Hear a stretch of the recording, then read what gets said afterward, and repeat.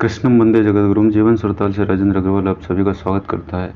एक बहुत ही शानदार कहानी जिसका अर्थ है कि आपके बोले हुए शब्द कितने प्रभावित करते हैं और आपको कितना गहराई तक ले जा सकते हैं और कितनी ऊंचाई तक ले जा सकते हैं। आइए उसे शुरू करने से पहले मैं आप लोगों से एक बार निवेदन करता हूं कि जो चैनल पर पहली बार हैं आवश्यक रूप से सब्सक्राइब करें और वीडियो को अंत तक जरूर देखें। तो आइए हम शुरू करते हैं कहानी को। एक बार एक राजा थे, उन्होंने स्वप्न देखा कि उनके सारे दांत टूट गए, केवल एक सामने का दांत मुंह में बचा हुआ था। सुबह राजा ने दरबार में अपना स्वप्न सुनाया और उसका प्रतिफल जानना चाहा। मंत्रियों ने सलाह दी, स्वप्न विशेषज्ञों को बुलाकर फलादेश पूछा जाए। राज्य में ढिंडोरा पिटवा दिया गया कि जो भी विद्वान राजा के स्वप्न का फलादेश बताएगा उसे उचित इनाम दिया जाएगा। कई व्यक्ति दरबार में आए, परंतु कोई भी राजा का सही जवाब नहीं दे सका। एक दिन एक विद्वान व्यक्ति जिनने काशी से विद्या प्राप्त की थी दरबार में आए और बोले, महाराज मैं आपके स्वप्न का सही फलादेश बता सकता हूँ। राजा सहित सभी दरबारी जिज्ञासा से उस व्यक्ति की ओर देखने लगे। राजा ने अपना स्वप्न सुनाया और कहा, बताइए इस स्वप्न का फलादेश क्या है। उस व्यक्ति ने कहा, राजन आपका यह स्वप्न बहुत ही बेकार है। इसके फलस्वरूप आपके सामने ही आपके परिवार के सभी सदस्य मर जाएंगे और आप सबके बाद में मरेंगे। यह सुनते ही राजा को एकदम क्रोध आ गया और उसे बंदी बनाकर जेल में डाल दिया गया। दूसरे दिन एक साधारण से व्यक्ति दरबार में आया और बोला, राजन आप अपना स्वप्न मुझे बताएं, मैं उसका सही जवाब सही फलादेश देने का कोशिश करूंगा। राजा ने अपना स्वप्न सुनाया। स्वप्न सुनकर वह व्यक्ति कुछ देर तक चुप रहा, बाद में बोला, राजन ये तो बहुत ही अच्छा स्वप्न है।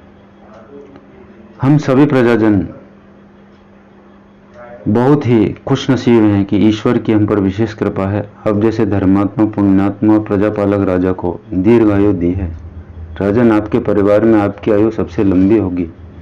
इस राज्य का यह सौभाग्य है कि आप कई वर्षों तक राज्य करेंगे। स्वप्न का फलादेश सुनकर राजा बहुत खुश हुआ और उस व्यक्ति को विशेष सम्मान दिया और उसे काफी धन भी दिया। दोनों ही व्यक्तियों ने स्वप्न का एक ही फलादेश बताया और दोनों का मतलब एक ही था। फिर भी एक को बंदी बनाकर जेल में डाल दिया गया और दूसरे व्यक्ति को विशेष सम्मान और धन दौलत और इनाम दिया गया। क्यों मित्रों? दोनों के शब्दों का फर्क था। दोनों ने अलग अलग शब्दों का इस्तेमाल किया अपनी बात कहने के लिए। एक की बातों से राजा को गुस्सा आया और दूसरे की बातों से राजा बड़े खुश हुए। तो यह है दोस्तों आपके द्वारा बात करने में प्रयुक्त शब्दों का चमत्कार। यदि आप अपने शब्दों का सही तोल मोल कर प्रयोग करते हैं किसी से बात करने में, संप्रेषण करने में, अपनी बातों को एक दूसरे को भेजने में, तो निश्चित रूप से आपसे किसी के दिल में घर बना सकते हैं और दुश्मन को भी अपना बना सकते हैं। और यदि आप सही शब्दों का इस्तेमाल नहीं कर सके, गलत शब्दों का इस्तेमाल करते हैं, तो अपनों को भी दुश्मन बना सकते हैं।